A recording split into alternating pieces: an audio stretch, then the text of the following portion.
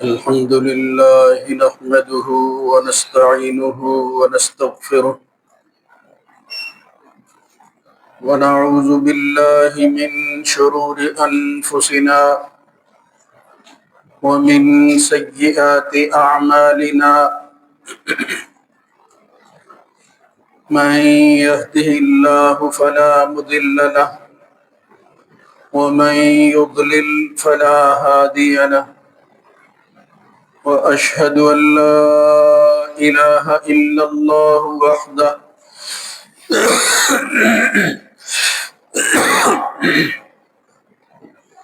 وحده لا شريك له وأشهد أن محمدا عبده ورسوله اللهم صل على محمد وعلى آل محمد كما صليت على إبراهيم وعلى آل إبراهيم إنك حميد مجيد اللهم بارك على محمد وعلى آل محمد كما باركت على إبراهيم وعلى آل إبراهيم في العالمين إنك حميد مجيد أما بعد فإن خير الحديث كتاب الله وخير الهدى هدى محمد صلى الله عليه وآله وسلم وشر الأمور محدثاتها وكل محدثة بدعة وكل بدعة ضلالة وكل ضلالة في النار رب أعوذ بك من همزات الشياطين من همزه ونفخه ونفسه يا أيها الذين آمنوا اتقوا الله حق تقاته ولا تموتن إلا وأنتم مسلمون يا أيها الناس اتقوا ربكم الذي خلقكم من نفس واحدة وخلق منها زوجها وبث منهما رجالا كثيرا ونساء واتقوا الله الذي تساءلون به والأرحام إن الله كان عليكم رقيبا يا أيها الذين آمنوا اتقوا الله وقولوا قولا سديدا يصلح لكم أعمالكم ويغفر لكم ذنوبكم ومن يطع الله ورسوله فقد فاز فوزا عظيما رب اشرح لي صدري ويسر لي أمري واحلل عقدة من لساني يفقه قولي وننزل من القرآن ما هو شفاء ورحمة للمؤمنين ولا يزيد الظالمين إلا خسارا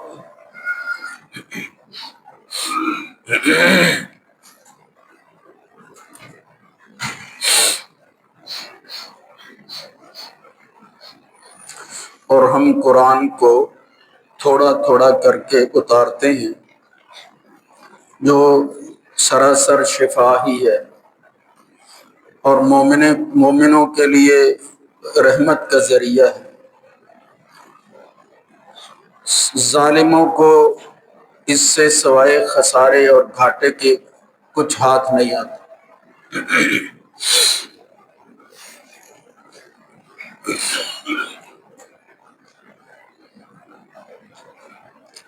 اللہ رب العزت کی حمد و ثنا کے بعد درود و سلام سید الرسل سید ولد آدم خاتم النبیین جناب محمد الرسول اللہ صلی اللہ علیہ وآلہ وسلم کی ذات گرامی پر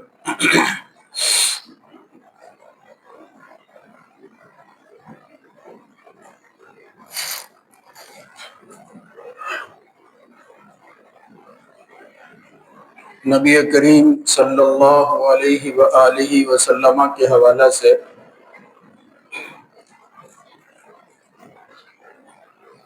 وہ چیزیں جن کو ہم بحیثیت مسلمان اور مومن اپناتے ہیں، ان کے متعلق شرح صدر ہونا چاہیے، پورے یقین کے ساتھ شعور اور عقل کی روشنی میں بصیرت اور دانائی کو کام میں لاتے ہوئے یہ فیصلہ کرنا چاہیے کہ واقعتاً یہ حق ہے۔ محض لا علمی کی وجہ سے، لاپرواہی میں یا وراثتاً مذہبی گھرانے میں پیدا ہونے کی وجہ سے اس کو اپنانا، یہ کوئی شعوری اور فکری اعتبار سے معاملہ درست نہیں ہے۔ یعنی ہم جس چیز کو مانتے ہیں، جس پر ایمان لاتے ہیں، عقل و شعور کا بھی وہی تقاضا ہے جس کو ہم اپنائے ہوئے ہیں، وہ اس کے خلاف نہیں ہوتا۔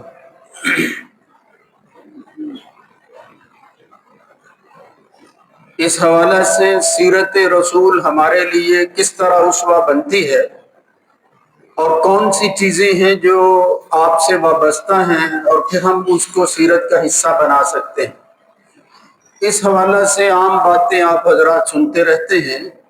میں نے پچھلے خطبہ جمعہ میں عادت اور عبادت کے فرق کے حوالے سے چند گزارشات کی تھی۔ اسی ضمن میں اور وہ جو روایت میں نے عرض کی تھی تعبیر نخل کے حوالے سے، کھجوروں کی پیوند کاری کے اعتبار سے آپ نے جو کچھ ارشاد فرمایا، اور پھر بعد میں حضور نے کہا کہ امور دین میں آپ میرے احکامات کے پابند ہیں، دنیا کے معاملات ہو سکتا ہے کہ آپ مجھ سے بہتر جانتے ہیں۔ اس کی روشنی میں جو فرق تھا وہ میں نے واضح کرنے کی کوشش کی یا اس کی طرف اشارہ کیا تھا۔ اسی طرح کی ایک چیز جو ہمارے ہاں قرآن و سنت میں ملتی ہے وہ یہ ہے کہ نبی کریم صلی اللہ علیہ وآلہ وسلم کے فرامین، پہلی بات تھی افعال رسول، یہ ہے اقوال رسول۔ آپ جو کچھ ارشاد فرماتے ہیں ان میں سے کچھ چیزیں ایسی ہیں جو انسان کی صحت سے متعلقہ ہوتی ہیں۔ کوئی بندہ بیمار ہو جاتا ہے، اب اس کی بیماری کے شفا کے لیے، اس کے علاج کے لیے اس کو کیا کرنا چاہیے، کن تدابیر کو اختیار کرنا چاہیے، اس کا علاج کیسے ممکن ہے، اس حوالہ سے قرآن مجید میں نسبتاً اگرچہ کم ہی ہے لیکن اشارے موجود ہیں، اور نبی کریم صلی اللہ علیہ وآلہ وسلم کی حدیث اور سنت میں بے شمار ایسی چیزیں ہیں جن میں یہ طبی معاملات کو جو ہے وہ زیر بحث لایا گیا ہے۔ طبی معاملات یعنی انسانی بدن سے متعلق جب کوئی بیماری لاحق ہو جاتی ہے تو اس کے علاج کے حوالے سے، اسی لیے پہلے محدثین کے بعد یعنی بالکل ابتدائی محدثین امام مالک وغیرہ یا اس سے پہلے کے لوگ جو ہیں ان سے ذرا آگے بڑھے، صحیح بخاری کے مصنف ہیں اور دوسرے لوگ ہیں، جامع ترمذی والے ہیں، انہوں نے اپنی حدیث کی کتابوں میں مستقل باب باندھے ہیں، کتاب الطب الرسول اللہ صلی اللہ علیہ وسلم، نبی کریم صلی اللہ علیہ وسلم سے طب جو ملتی ہے اس کا بیان۔ اب ظاہر ہے اللہ کے نبی صلی اللہ علیہ وسلم کوئی طبیب نہیں تھے اس معنی میں جو ہمارے ہاں معنی لیا جاتا ہے، یعنی آپ کوئی جسمانی بیماریوں کا علاج کرنے کے لیے بطور طبیب اور ڈاکٹر بنا کر نہیں بھیجے گئے، بلکہ کوئی بھی نبی اور رسول ہو وہ دلوں کی اصلاح کے لیے، تزکیہ نفس کے لیے اور ہدایت کی طرف رہنمائی کرنے کے لیے بھیجا جاتا ہے۔ یہ ہے اس کی ذمہ داری، اس کا منصب۔ ہادی لکل قوم ہاد، اللہ ہر قوم کے اندر ایک ہادی بھیجتا ہے، اور وہ رہنمائی کرتا ہے۔ اب اس کی ہدایت کے اندر کوئی ایک نہیں، بے شمار چیزیں ہیں۔ تو اسی حوالہ سے جب ہم سیرت رسول کا مطالعہ کرتے ہیں، حدیث اور سنت کو پڑھتے ہیں، تو یہ جو ابواب ملتے ہیں، اب اس کی حیثیت کا تعین کرنا ایک مسئلہ پیدا ہوتا ہے، سوال ذہن میں ابھرتا ہے کہ محمد الرسول اللہ صلی اللہ علیہ وسلم جو کچھ فرماتے ہیں، کیا ہمارے لیے نماز روزے کی طرح اور دیگر اخلاقی معاملات کی طرح اس کی پابندی ضروری ہے؟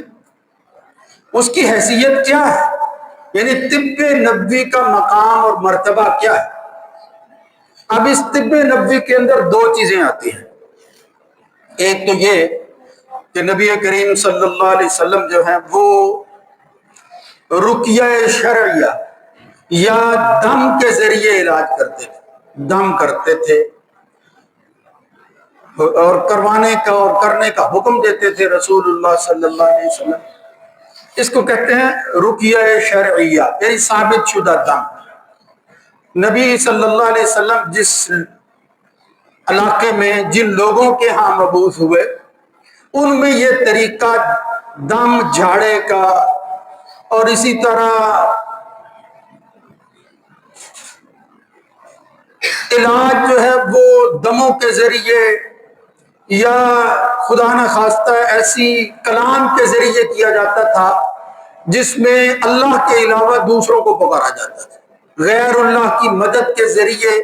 وہ سمجھتے تھے کہ یہ ہمارے جو ہیں وہ بڑے ہمارے بت یا جن کے بت ہم نے بنا رکھے ہیں، یہ ہماری بیماریوں کا علاج ہے، ان کا نام لیتے ہیں۔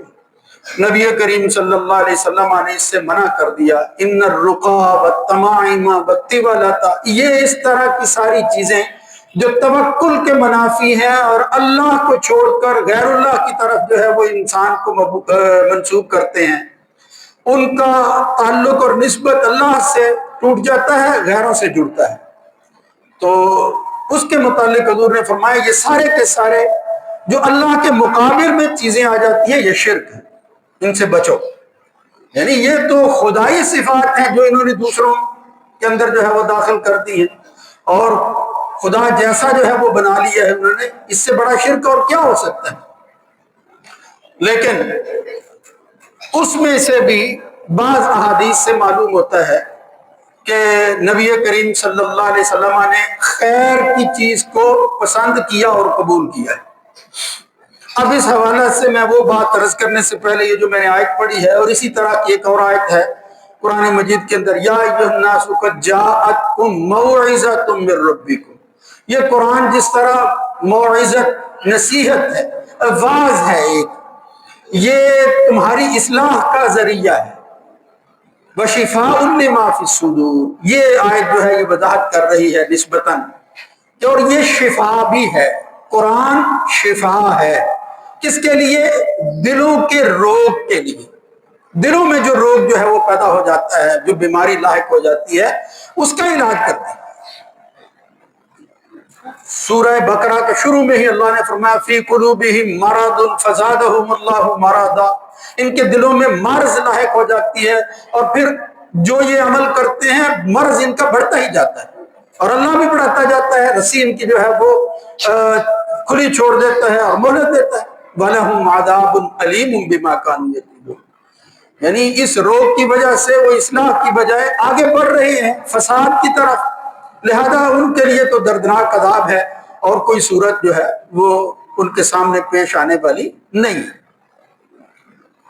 اس سے معلوم ہوتا ہے کہ یہ قرآن، یہ اللہ کا کلام، یہ دلوں کے اندر، یعنی دل کے اندر جو فکری کجی پیدا ہوتی ہے یا سبب بنتی ہے، اس کی وجہ سے جب آدمی ہدایت سے دور چلا جاتا ہے، اس کی اصلاح کے لیے اللہ تعالیٰ نے قرآن مجید نازل کیا ہے۔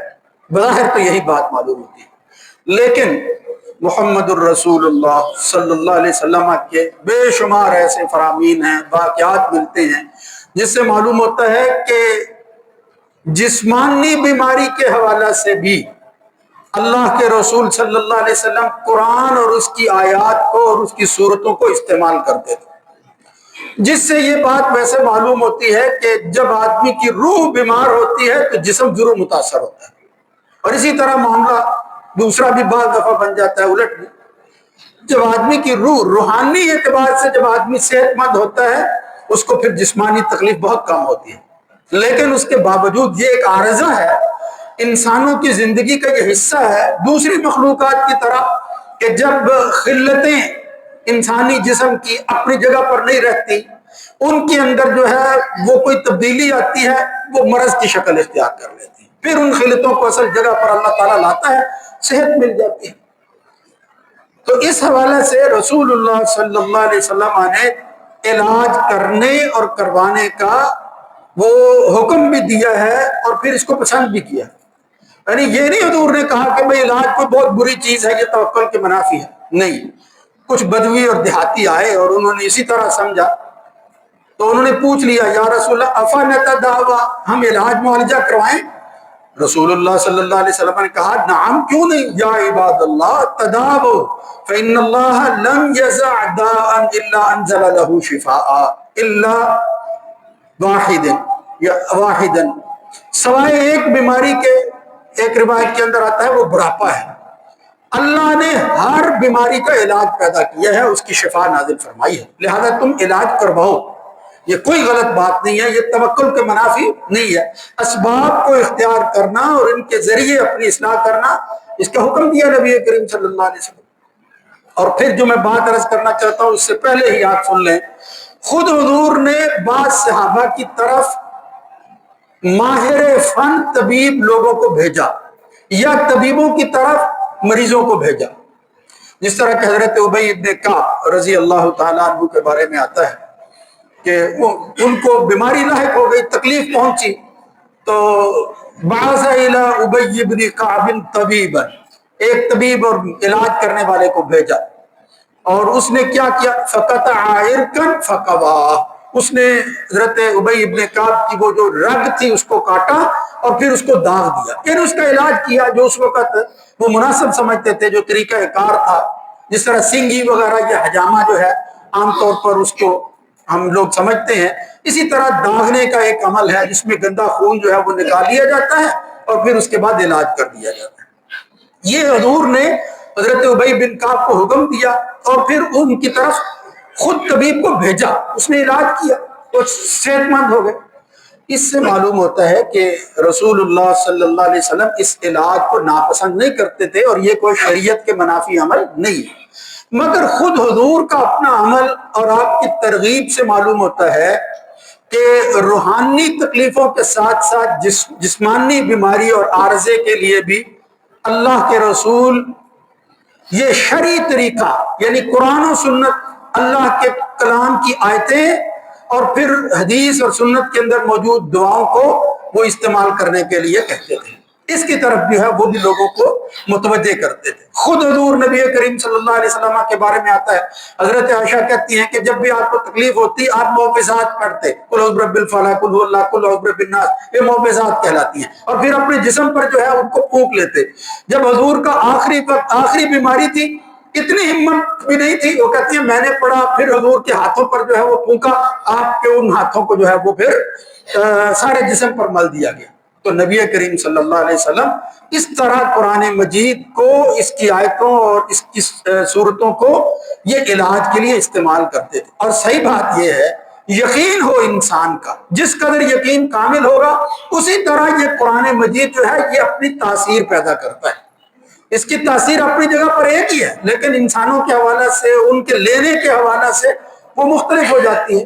اس لیے پہلی بات تو یہ ہے کہ حضور کا یہ عمل اور قرآنی آیات جس طرح دلوں کے روگ کا علاج ہے، اسی طرح جسم کے اندر پیدا ہونے والے عارضہ کے حوالے سے بھی اگر کسی کا کوئی تجربہ ہو، وہ بھی یا نبی کریم صلی اللہ علیہ وسلم سے کوئی جو ہے وہ فرمان مل جائے کہ فلاں آیت پڑھتے تھے، فلاں جو ہے وہ سورت پڑھی جاتی تھی، تو اس کو پڑھا جائے، الحمدللہ اس یقین کے ساتھ اللہ رب العزت سے پھر دعا کی جائے تو اللہ تعالیٰ شفا جو ہے وہ نصیب فرماتا ہے.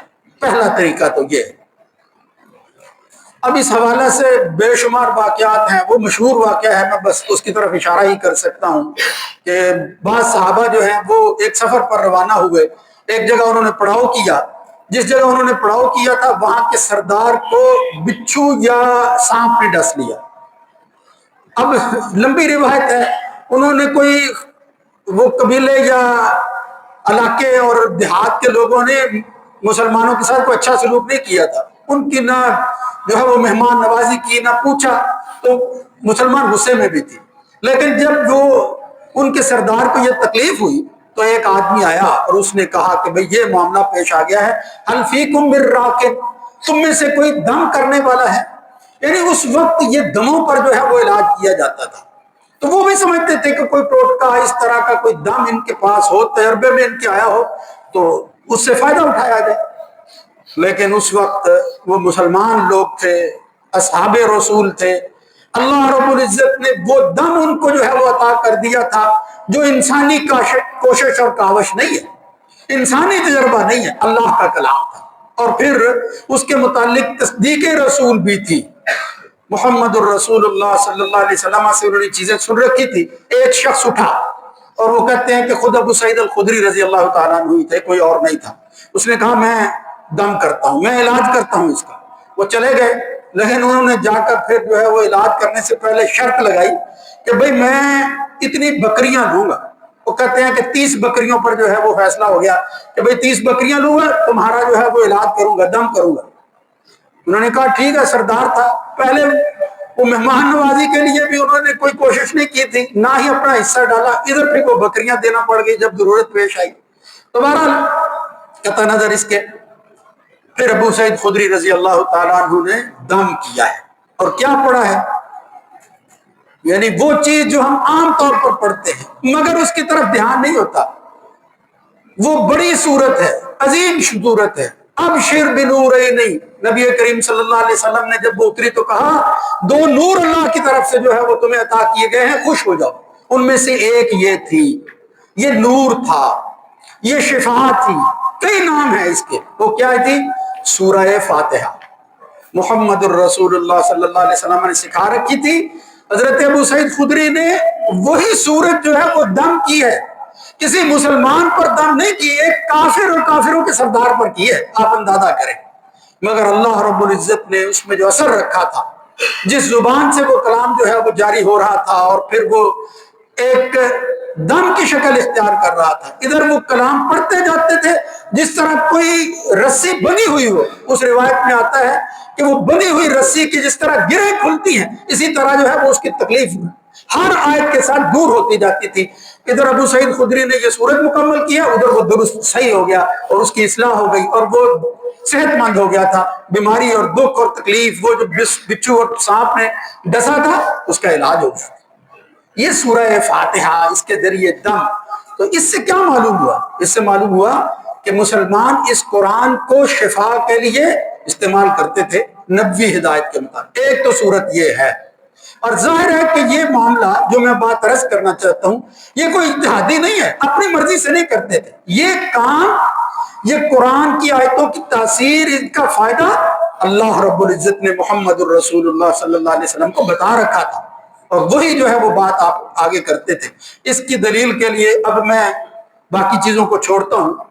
آپ آگے بڑھیں تو جسمانی تکلیف کے حوالہ سے بالخصوص کئی ایسے واقعات ملتے ہیں، اور معلوم ہوتا ہے کہ جس یقین کے ساتھ، جس اعتماد کے ساتھ محمد الرسول اللہ صلی اللہ علیہ وآلہ وسلم نے وہ بات کی ہے، وہ محض ان کا اپنا ذاتی اجتہاد یا دنیا کا معاملہ نہیں تھا.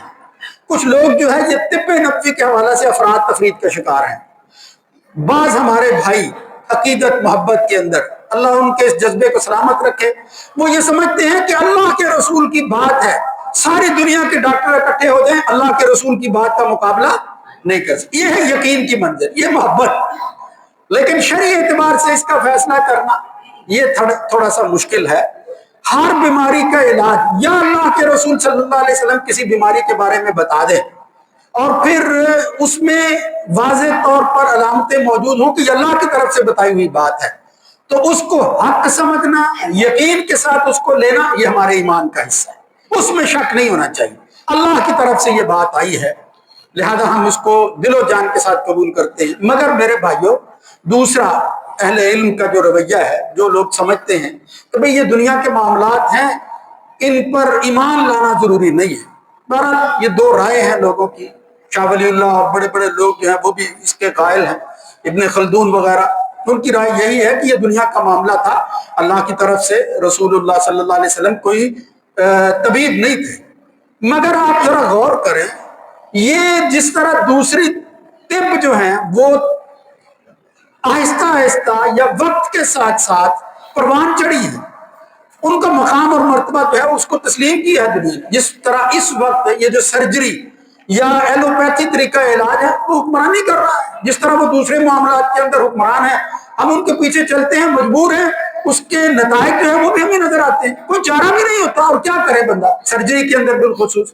لیکن جو یونانی طب تھے، یونانی مطلب حکمت جو عام طور پر حکیم لوگ وغیرہ کرتے ہیں، یہ حکیم ان کو کہا جاتا ہے، تو یہ طبیب ہی، حکیم ذرا اور معنوں کے اندر آتا ہے، بہرحال سمجھانے کے لیے کہہ رہا ہوں، یہ یونانی طریقہ علاج، عربوں کے ہاں یونانی طریقہ علاج مروج تھا، مگر اس سے استفادہ ہی سمجھ لیں یا اس کی روشنی ہی کے اندر جڑی بوٹیوں کے حوالہ سے، یا ویسے محمد الرسول اللہ صلی اللہ علیہ وسلم نے جو بات کی، نہ وہ یونانی طب ہے، نہ ایلوپیتھی ہے، نہ وہ عربوں کا رواج ہے، بلکہ وہ تو یقین کی کوئی چیز ہے، بلکہ وہ تو ایک ایسی اعتباری، ایک ایسی سچی، ایسی جو ہے وہ قطعی چیز ہے کہ جس کو نبی کریم صلی اللہ علیہ وسلم بیان کرتے ہیں۔ جس طرح میں نے واقعہ بھی عرض کیا، سورہ فاتحہ کے ساتھ جو ہے وہ دکھ مٹ رہے ہیں، علاج ہو رہا ہے، تکلیف والی جگہ پر ہاتھ رکھ کر آپ اعوذ بکلمات اللہ التامہ پڑھے، یا اور جو ہے وہ دعائیں آتی ہیں وہ پڑھے، وہ تکلیف دور ہو جاتی ہے اور یقیناً ہوتی ہے۔ تو پھر اس کا کیا مطلب ہے؟ وہ واقعتاً ان کے مقابلہ کے اندر بھی ایک مستقل طریقہ علاج اگر مان لیا جائے تو اس میں کوئی حرج نہیں ہے، اور وہ کیا ہے؟ طب نبوی، یعنی حضور کے فرامین، حضور کی بتائی ہوئی باتیں، یعنی یہ لوگ جن کا نظریہ ہے، اس کے لیے میں صرف آخری بات کر کے بات کو ختم کرتا ہوں کہ دیکھو ایک شخص آیا اور اس نے آ کر کہا یا رسول اللہ ان اخی استطلق بطنہ، میرا بھائی ہے، اس کو پیچش لگ گئے ہیں، اس حال کا مرض ہے، پخانے آ رہے ہیں، سکون نہیں ہو رہا اس کو۔ نبی کریم صلی اللہ علیہ وسلم نے کیا فرمایا؟ اس کی ہی عسلا، اس کو شہد پلاؤ۔ پہلی بات تو یہ ہے کہ اگر حضور سے کوئی چیز ایسی وابستہ تھی نہیں، آپ بتاتے ہی نہیں تھے، تو اس شخص کو حضور کے پاس آنے کی کیا ضرورت تھی؟ کسی اور طبیب کے پاس جاتا۔ لیکن آ کر معلوم ہوتا ہے کہ اصحاب اپنے روحانی اور جسمانی دونوں مرضوں کے حوالے سے حضور سے مشورہ کرتے ہیں صلی اللہ علیہ وآلہ وسلم۔ اللہ کے رسول نے کہا اس کی ہی عسل، اس کو شہد پلا۔ اب شہد کے متعلق سورہ نحل آپ پڑھیں، اللہ رب العزت کیا کہتا ہے؟ وَأَوْحَىٰ رَبُّكَ إِلَى النَّحْلِ أَنِ اتَّخِذِي مِنَ الْجِبَالِ، لمبی آیت ہے، آگے کیا ہے؟ وَتَخْرُجُ مِن بُطُونِهَا شَرَابٌ مُخْتَلِفٌ أَلْوَانُهُ، یہ جو ان مکھیوں کے پیٹوں سے چیز نکلتی ہے، یہ جو پینے کی چیز ہے، فِيهِ شِفَاءٌ لِلنَّاسِ، اس میں اللہ نے شفا رکھی ہوئی ہے۔ قرآن کہتا ہے، جس طرح قرآن کو شفا کہا، اسی طرح کہا مختلف الوانہ فیہ شفاء للناس۔ محمد الرسول اللہ صلی اللہ علیہ وسلم کے قلب اطہر پر یہ کلام نازل ہوا تھا، آپ نے پھر آگے جو ہے اس کو کہا کہ اللہ کہہ رہا ہے، میں بھی تمہیں جو ہے وہ بتاتا ہوں، یہ میرا بھی مشورہ ہے، شہد دو اس کو۔ اس نے جا کر شہد دیا، بیماری بڑھ گئی۔ پھر وہ آیا، اس نے کہا لم یزدہ الا استطلاقا، یا رسول اللہ اس کے پیچش تو بڑھ گئے، اضافہ ہو گیا ہے، ایک دفعہ آیا، دو دفعہ آیا، تین دفعہ آیا،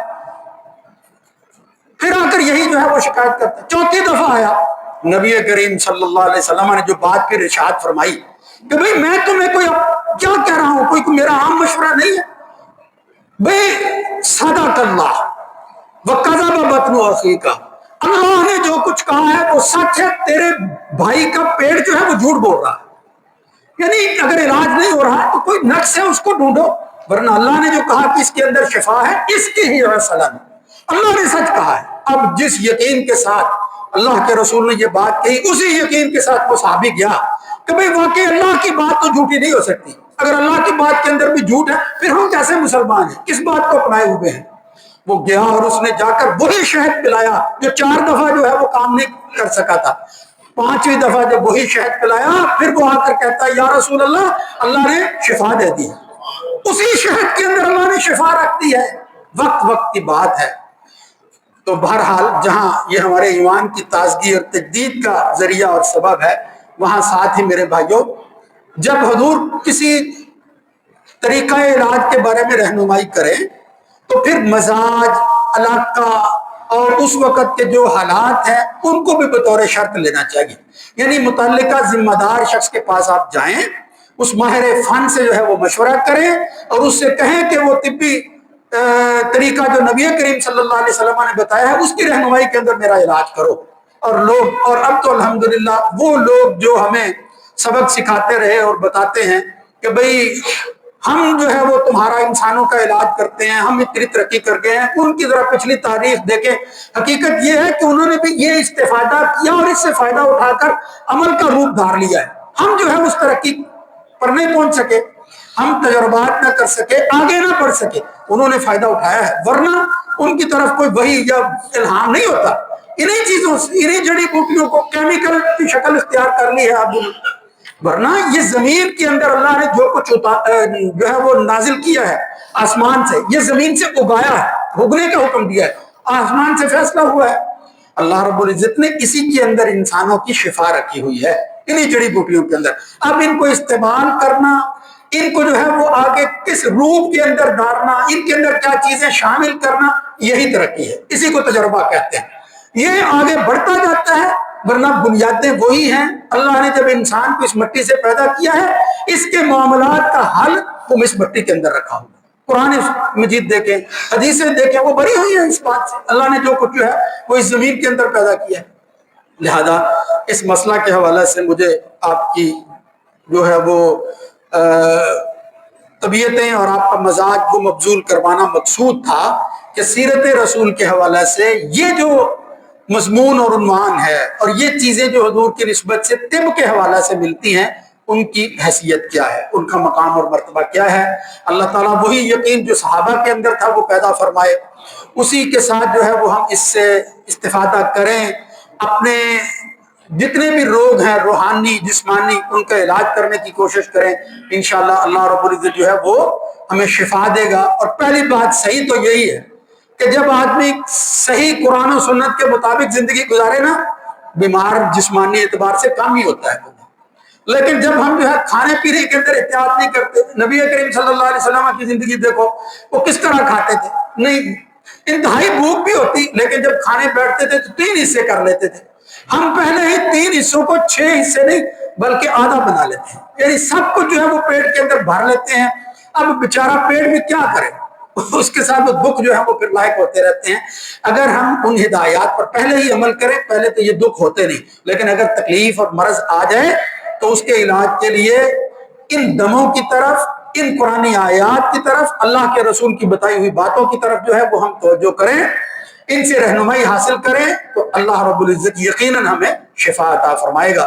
یہ ہمارے لیے قرآن جو ہے ماننے والوں کے لیے روحانی اور جسمانی دونوں اعتبار سے جو ہے وہ شفا کا ذریعہ ہے.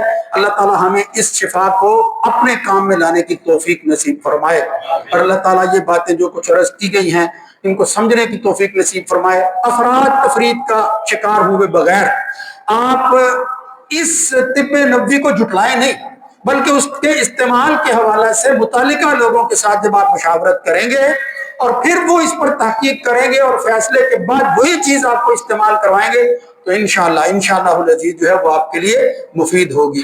اللہ تعالیٰ سمجھنے کی توفیق دے. اقول قولی ھذا استغفر اللہ لی و لکم.